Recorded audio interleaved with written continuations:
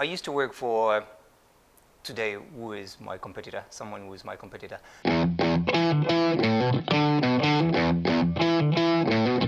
Paul, thank you so much for coming in from Office Magnet, right? And no better person to have on the show than yourself, because obviously we've talked to so many entrepreneurs and so many startups, and a lot of our audience are startups and entrepreneurs, and everyone needs a space to work from, right?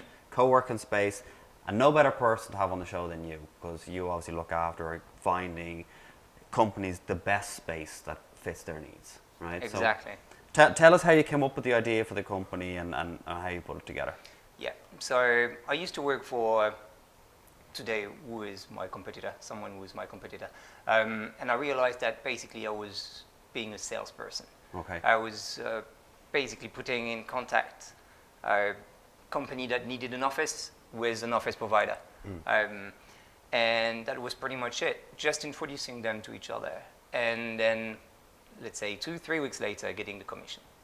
And I didn't really like this part of the job, because this is not what I want to do. I want to become more, I want to help. I want to be a consultant, basically, to help companies. And I want to be here from A to Z, literally help the client. And so it didn't last long.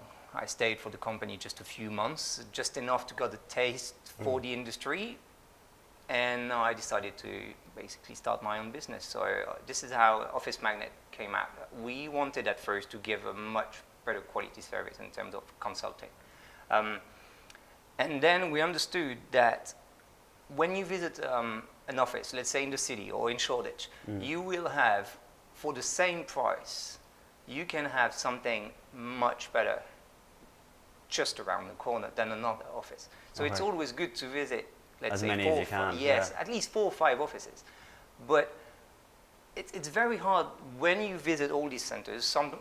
Most of the time you visit them in one go, so 4 or 5 at once in 2 hours. So it's very hard to tell what makes a space better than another.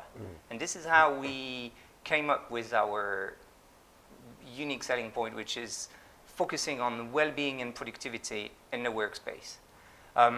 So what we do at Office Magnet, we go and measure centers, every single one of them that we have listed on our platform.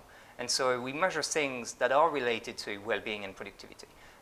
So the quantity of natural light, the quantity of green elements, how the interactivity level. Yeah. So how much people Between interact. the members? Yes. Yeah, okay. So some providers are really good at this. Some others are not focusing on this at all, so it's not one of their strong points. But if for your company it's important to be in contact with people, it's good to know that this provider is doing better than this other one. And so we measure things like this. So we measure them from very low to very high, pretty much. And then we also list all these little features and amenities that make a space better than another. So if there's an outside space, if there's a gym, if there's showers, bike racks. Yeah. Some providers also have, and I find it really cool, some sort of noise canceller.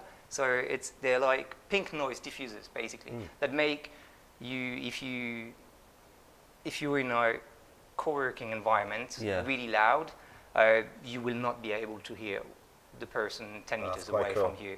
Yeah, some providers are really making something, they're really spending money on things that are important. And when you first walk into an office, you don't necessarily notice this. That's why Office Magnet tries to measure all this and to basically gives it to. Do you find that that offices are getting smaller, right? Because like especially when it comes to, say, you can have a co-working space, right? And they're obviously going to break it off into a single person office and a 2-person office and a 4-person office, that sort of thing. Do you find that the spaces are getting a little bit smaller? Like, obviously prices are going up all the time, but our space is getting a little bit smaller. You're getting less for your money now. So I think, unfortunately, since Brexit, unfortunately depends from what point of view, but I think it's like in commercial or in residential, the prices literally stopped going up. They are now pretty stable since Brexit. So, 3 years ago, the prices for an office was probably about the same as it is now. Right. What's happening is some providers, big names, I don't know if I should say the names, but tend You can say it, doesn't make I any mean, obvious. so WeWork, for example, is known to have small offices. Okay. They are probably the smallest in the industry. They have plenty of other strong points, like for example the community. Yeah.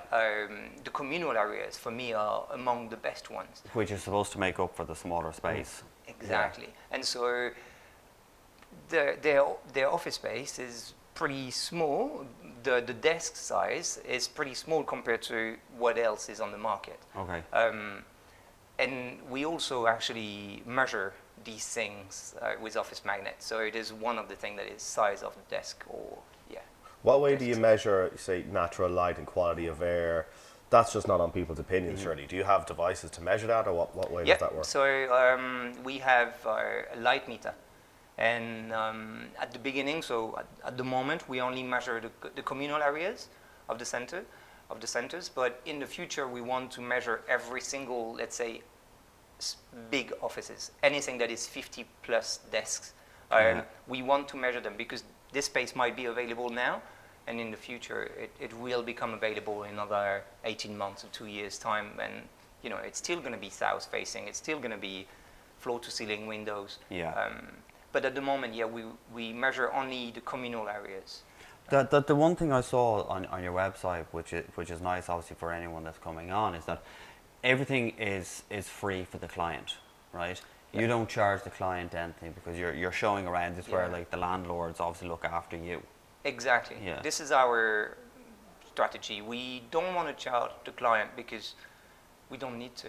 The providers are really happy with the work we do, and they pay us for this. So if a company comes to us saying, I need an office for 10 people, we will show them 5 or 6 different offices that are in their where they want, in their price range.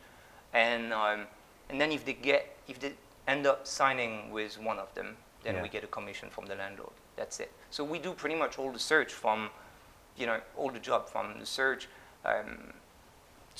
we can even help to negotiate the prices. What's the most common thing that someone actually wants? Is it space or so light? That's the thing. You have the very typical, the basic of an office is pretty much location, size, and price. Okay. These 3 criteria. This is actually, if you go on any of our competitors' website, this is only what they will list. We want to take it further and show what else is on the side. There's much more than this. Obviously, this is very important, especially for a startup. But when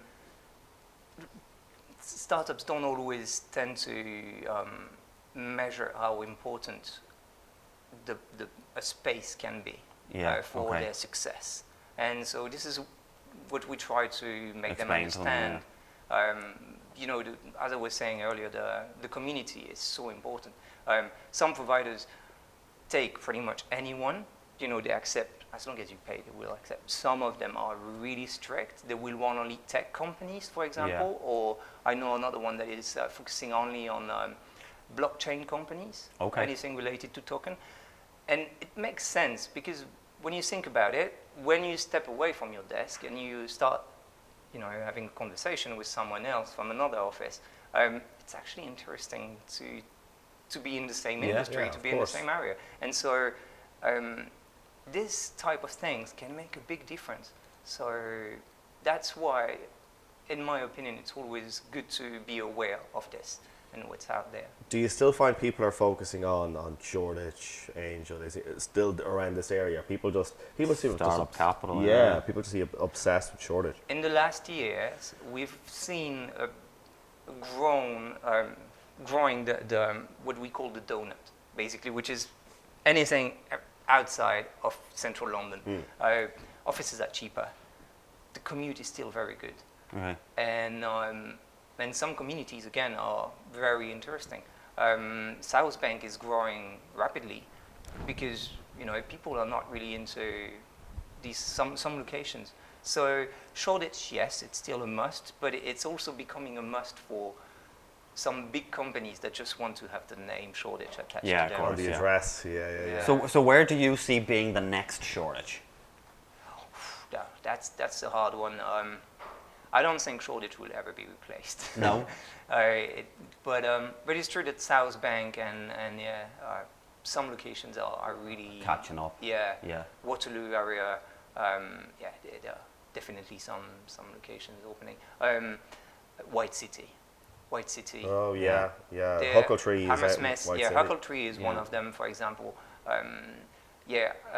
So Hammersmith and White City are growing, and they are very nice offices. Yeah, big offices. Yeah, out there as really, well. really nice offices. Look, well, thank you so much for coming in. We'll link the website below and pleasure. everything else below for people to check it out. If you are looking for office space and you do want something special, please do reach out. Thanks for coming in. Appreciate it. My pleasure, Cheers. and thank you guys Thank for you. having me here.